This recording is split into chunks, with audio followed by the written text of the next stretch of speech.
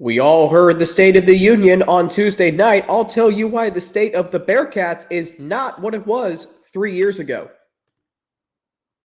Are Locked On Bearcats, your daily podcast on the Cincinnati Bearcats, part of the Locked On Podcast Network, your team every day.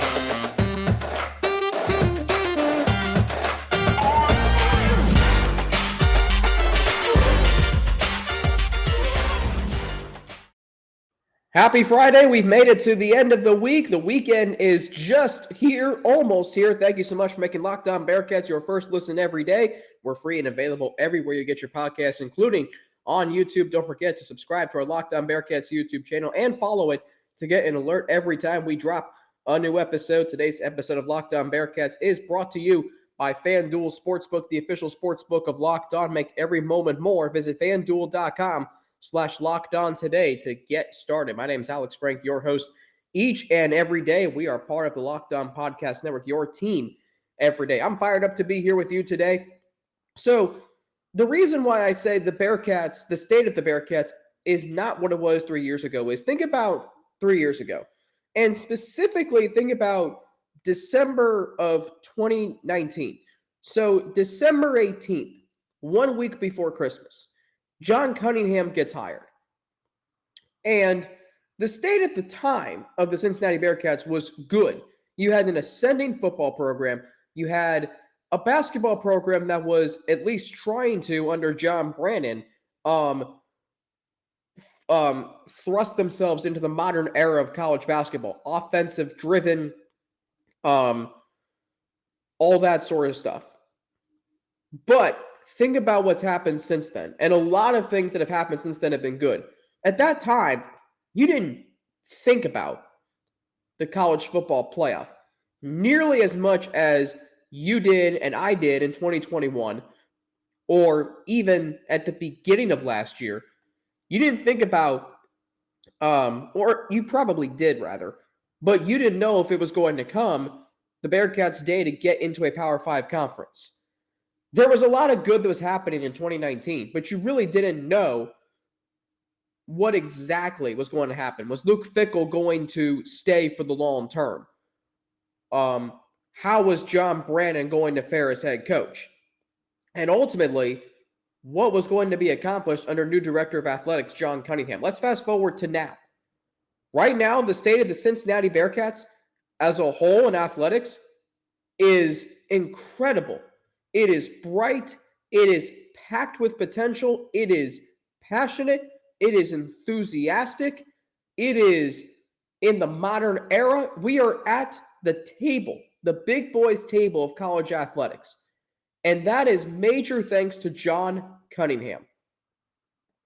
What he has done since getting hired, 2 contract extensions for Luke Fickell, went through a pivotal coaching search, led a pivotal coaching search after John Brannon was fired for, after John Brannon was fired. He led that coaching search.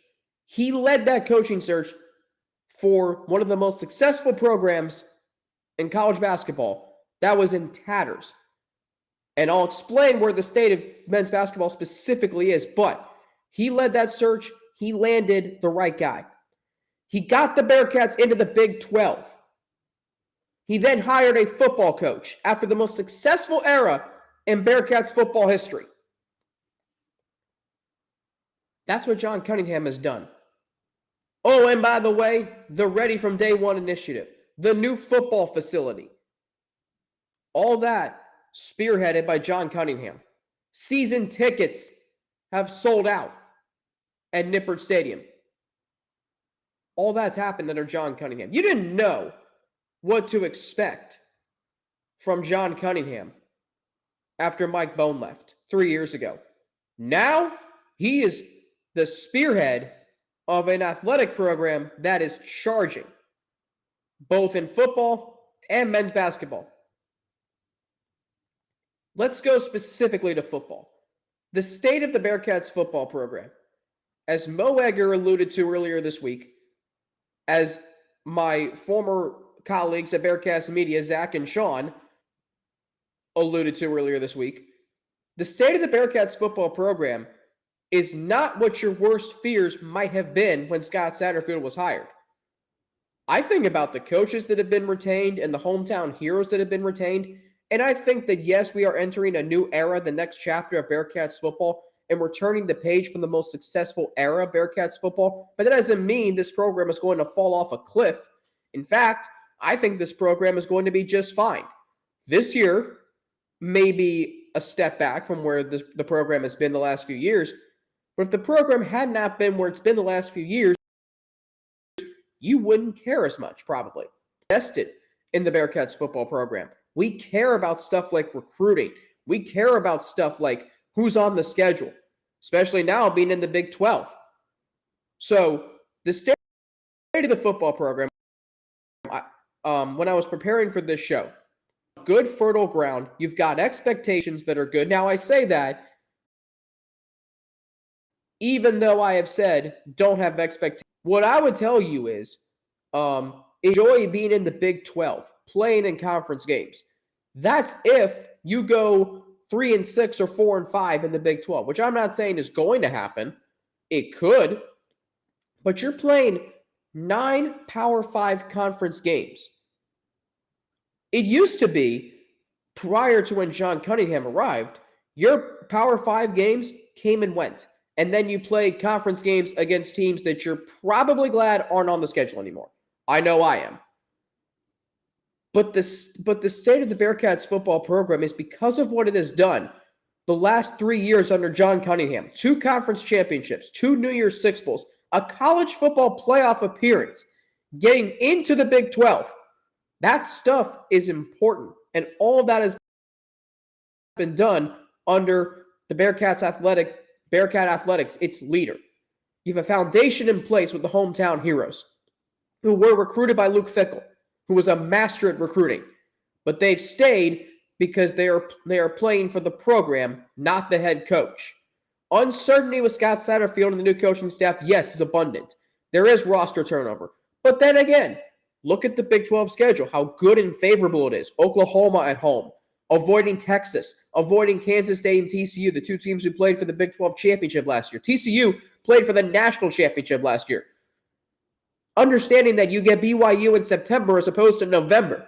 You're home the whole month of October. And you get UCF at home in November.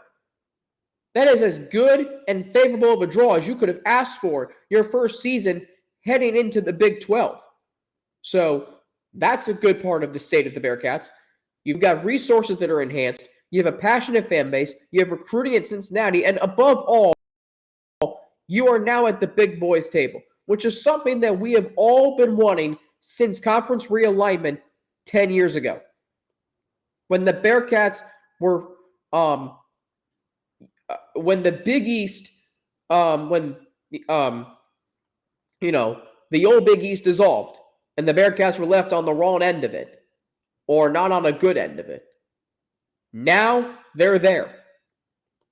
In the Big 12, you are going to a football conference that has dynamic offenses. You are going to a basketball conference that is not even close to being an argument that it is the best conference in the country. The Big 12 is the best conference in college basketball. Hands down. And your program that has been one of the most successful programs in college basketball history is now going to be a part of that conference. But going back to football, which is the highest revenue-driven sport in college athletics, you now, after what you've accomplished with a head coach who, yes, there is uncertainty, but there's also a lot of hope and aspiration. Because Scott Satterfield, being a former quarterback, what he did at Appalachian State, what he did at Louisville to rebuild it, and coming to Cincinnati, a program that he has said has admired from afar for many years, and the fact that he's offensive-minded, that's going to thrust the Bearcats into the future of college football. All right, speaking of men's basketball, the present may not be what you want it to be right now, but there are bright days ahead. I'll explain after I tell you how this episode of Locked On Bearcats is brought to you by FanDuel Sportsbook, America's #1 sportsbook. This year, the only app you need at your Super Bowl party is FanDuel, America's #1 sportsbook. We're really excited about our new sports betting partner for Locked On because they're the #1 sportsbook in America, FanDuel. And if you're new to FanDuel, that's even better. They have so many great features that make betting on sports fun and easy. Download FanDuel now so you can bet Super Bowl 57 with a no-sweat first bet. You'll get up to $3,000 back in bonus bets if your first bet doesn't win. FanDuel lets you bet on everything from the money line to point spreads to who will score a touchdown. So, Super Bowl 57, the Kansas City Chiefs and the Philadelphia Eagles. I still like the Eagles -1.5, and I still like the over-under at 50.5. I still like a slight over. Now, let's look at some individual bets. Jalen Hurts passing yards, over-under 238.5. I'm going to go under there. Patrick Mahomes, 294.5. I'm going to take an under there. Passing touchdowns for the two. Jalen Hurts, I'll say over 1.5. Patrick Mahomes, I'll say over 1.5 as well. Travis Kelce, former Bearcat, I'll take over 79.5 receiving yards. Let's see what other first bets we have. Okay, or other bets we have. A.J. Brown, I'll go over 72.5 receiving yards. And Devontae Smith, I'll say over 63.5 receiving yards. As for the running backs, Miles Sanders, I'll say over 61.5 rushing yards. Isaiah Pacheco, I'll go over 46.5. That is a way too low of a line. I'll say over 46.5 rushing yards. Jerick McKinnon, I'll say over 19.5 rushing yards. And Kenneth Gainwell, I'll go over 19.5 rushing yards. There you go. All right, continuing along, the FanDuel Sportsbook app is safe, secure, and super easy to use. Best of all, you can get paid your winnings instantly. The reason why I like using the FanDuel app is it is easy to use. So join FanDuel today at FanDuel.com/lockedon to claim your no-sweat first bet on Super Bowl 57. That's FanDuel.com/lockedon. Make every moment more with FanDuel, the official sportsbook partner of the NFL. Thanks again for making Locked On Bearcats your first listen every day. Make sure you check out our brand new podcast, Locked On College Basketball. Everything you need to know about college basketball in one place. Plus, hear from big-name experts, insiders, coaches, and players. Locked On College Basketball is available on YouTube and wherever you get your podcasts. I'm Alex Frank, back with you right here on Locked On Bearcats. We are, of course, part of the Locked On Podcast Network, your team every day. So let's get to the state of the men's basketball program. And I understand a lot of you might be frustrated. And I think because we're still not that far removed from 9 straight NCAA tournament appearances.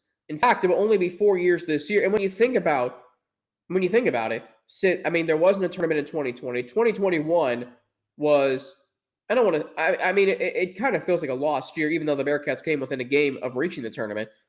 Last year, first-year head coach. Eventually, once February hit, reality set in that this team was not going to make the tournament. And then this year, we don't know.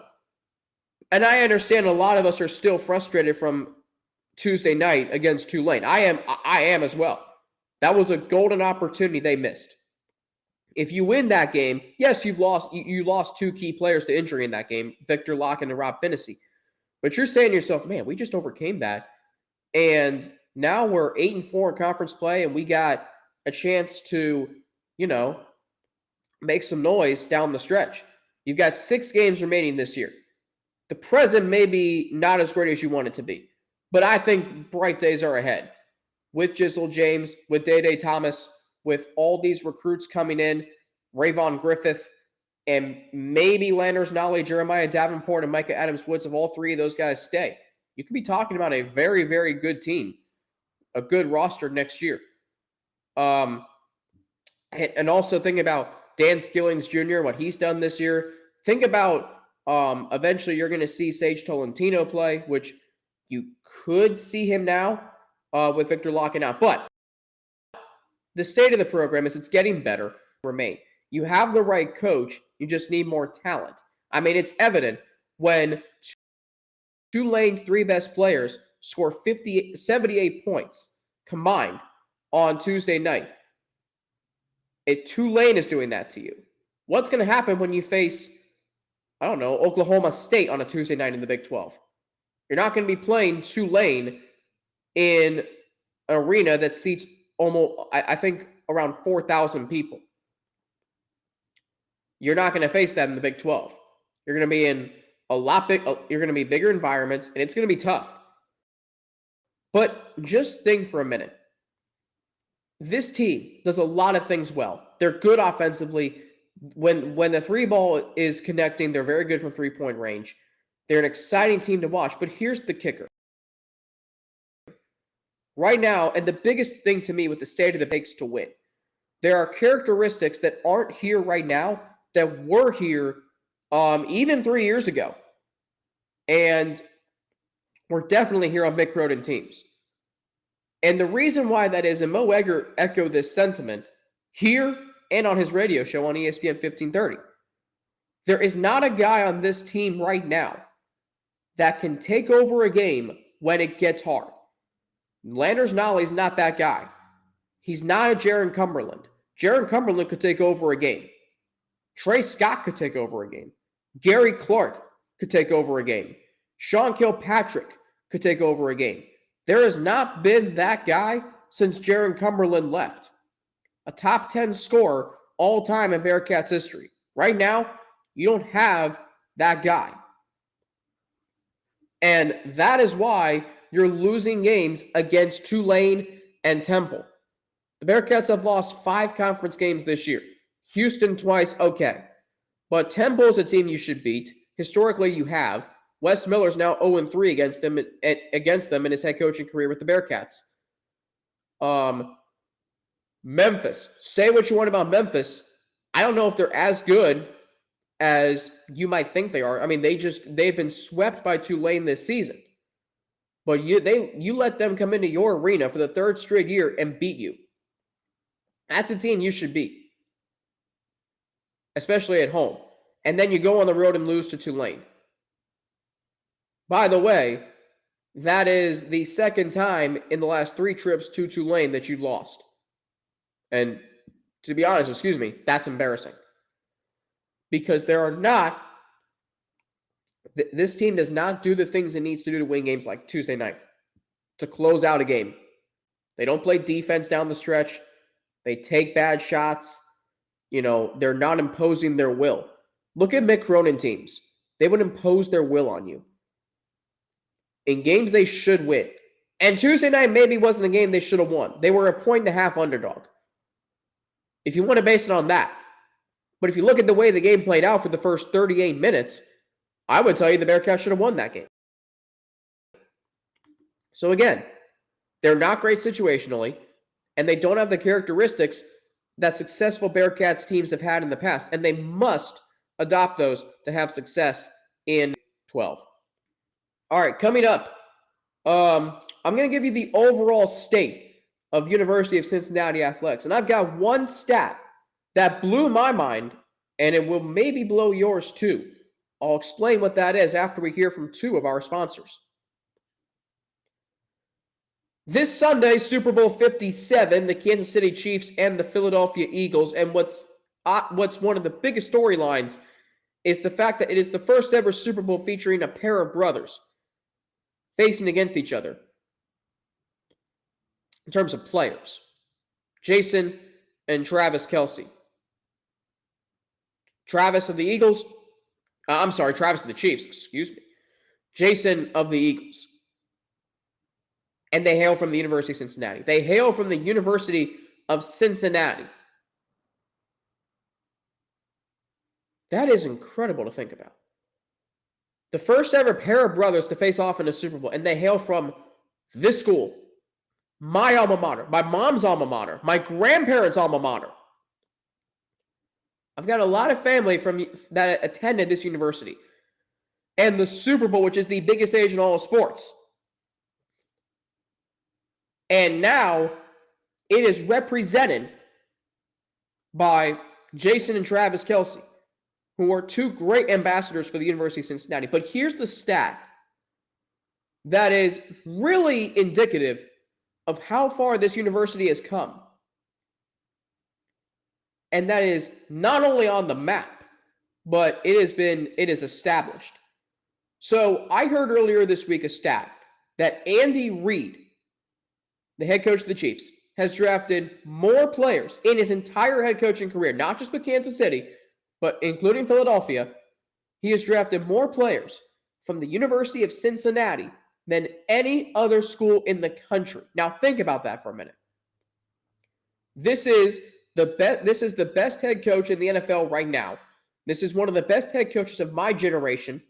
This is one of the best head coaches maybe right now of all time, and certainly if the Chiefs win on Sunday to give him 2 Super Bowl rings, one of the best head coaches in NFL history. And in his 24-year head coaching career, going back to 1999, he has drafted more players from Cincinnati than any other school in the country. They include Trent Cole, Brent Selleck, Jason Kelce with the Eagles, Travis Kelce, one of his first draft picks with the Chiefs, Park Ellinger, Ellinger, I forget how you pronounce his name, and Brian Cook this year. The University of Cincinnati has had 6 players drafted by Andy Reid. That is incredible. I mean, here's a program in Cincinnati that was, yes, on the map in 2008 and 2009, but then they fell off. And in 2018, when Andy Reid and Patrick Mahomes started their quarterback coach relationship and tenure at Kansas City, all of a sudden, the University of Cincinnati, their program not only improved and became relevant again, but then burst onto the national scene. And now they're at the Power 5 level, and you realize that a coach like Andy Reid has drafted more players from this university than any other school in the country. That is remarkable to think about. This is a head coach who, in 24 years as a head coach, has been to 4 Super Bowls, which, again, don't let what Bill Belichick has accomplished make what Andy Reid has accomplished just a footnote, because it's not. And in 24 years as a head coach, he's been to the playoffs 18 times.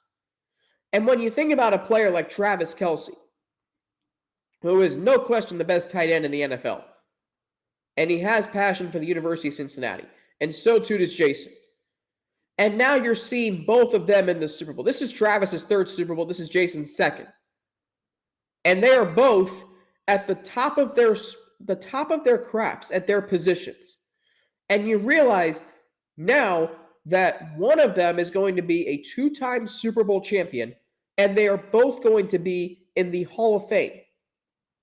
And they hail from the University of Cincinnati, for a program that maybe from a football standpoint there wasn't that much to get excited about years ago. Again, the state of the football program now is, after sending 9 players to the pros in 2022, and by the way, one of them playing Sunday in Brian Cook, one of them becoming a first-team All-Pro as a rookie, Sauce Gardner, another one going to the playoffs in Kobe Bryant with the Seahawks, and you realize now that this program is just as good at sending players to the pros as is Ohio State, Alabama, Georgia, and any other blue blood, because from the standpoint of Andy Reid, who is the best head coach in the NFL right now, has drafted more players from Cincinnati than any other school in the country. And this is Andy Reid we're talking about.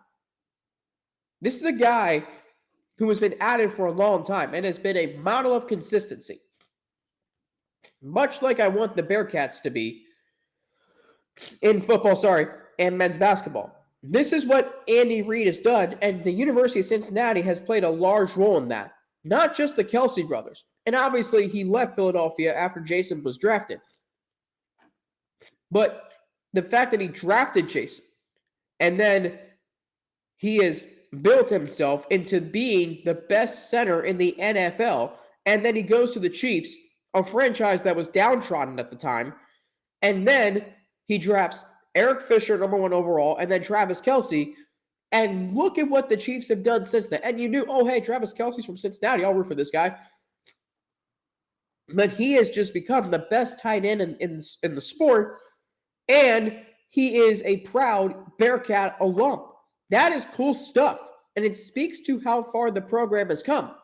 Not only are we sending players to the NFL, and oh, hey, we got one great player. No, we're sending players to the NFL because this is a good program where you can come to and develop into a pro prospect and get drafted. And not only that, but do well in the pros. My first year at Cincinnati, the Bearcats had draft hopefuls. Now, we're talking about a university that just had its first number 1 or first round pick since 1971, 51 years ago. And then you hear Andy Reid has drafted more players from Cincinnati than any other school in the country. You just think, man. And you think about Andy Reid's success and how much the Bearcats have played a part of that. And then you realize this year that there are 3 Cincinnati Bearcats in the Super Bowl. There are 3 Cincinnati Bearcats in the Super Bowl. The Kelce brothers and Brian Cook. How cool is it that the University of Cincinnati, a school historically known for its basketball and Discovery Meta Drill, and now you realize that the first pair of brothers to face off in the Super Bowl, they hail from Cincinnati. That is cool, wicked stuff. As far as Super Bowl 57 and what I think of it, I do think that the Eagles are going to win because they are loaded. Their offensive line is incredible at paving the way for its running game, which has been so dominant all season. And their defensive line, I don't think nearly gets the credit and recognition it should get. They had 70 sacks in the regular season. 49 of those came from their front 4. Brandon Graham, Javon Hargrave, Josh Sweat, and Hassan Reddick. And oh, by the way, you add the big body of Fletcher Cox. This defense is absolutely loaded. And I think the Eagles are going to come out with the win. I don't know how healthy Patrick Mahomes is. We've been hearing that his ankle's better, and Andy Reid said that he should be able to do everything in the game plan. But I just think Philadelphia is so good up front. I think Kansas City's rookie corners, despite what they were able to do against the Bengals receivers in the AFC title game, I think they're going to run into problems with A.J. Brown and Devontae Smith. I think Philadelphia wins 31-21. Jason Kelce, a 2-time Super Bowl champion, and I don't know if he'll retire. Chad Brendel talked about that earlier in this week. I don't know if he'll retire after this game, but you win 2 Super Bowls in your career and you retire at the top of your craft. Maybe he will. And what a career it will be if he does that. That's going to do it. That's going to round out the week. Bearcats and USF tomorrow on the hardwood. I will be there. I'll be back home in Ohio. Looking forward to that. Thank you for making Locked On Bearcats your first listen of every day. For your second listen, check out our brand new podcast, Locked On College Basketball. Experts Isaac Shade and Andy Patton bring you everything you need to know on and off the court. Plus, hear from big-name experts, coaches, and players throughout the basketball landscape. Locked On College Basketball, available on YouTube and wherever you get your podcast. For Locked On Bearcats, I'm Alex Frank. Have a great weekend. Enjoy the Super Bowl. Please stay safe and stay healthy wherever you're going to be for the Super Bowl so you can keep making Locked On Bearcats your first listen every day. And more importantly, because staying safe and healthy are 2 things you should absolutely do every day of your life. Looking forward to being back home in Ohio this weekend. Back home in Ohio for good. Looking forward to that. Have a great weekend. I'll be back here on Monday right here on Locked On Bearcats. I'm on Twitter at Frankie_Natty with 2 N's, NNATI. Instagram, AlexFrankNow_, and email alex3frank@gmail.com. We're part of the Locked On Podcast Network, your team every day. I'm Alex Frank for Locked On Bearcats. Have a great weekend, and I'll talk to you on Monday right here on Locked On.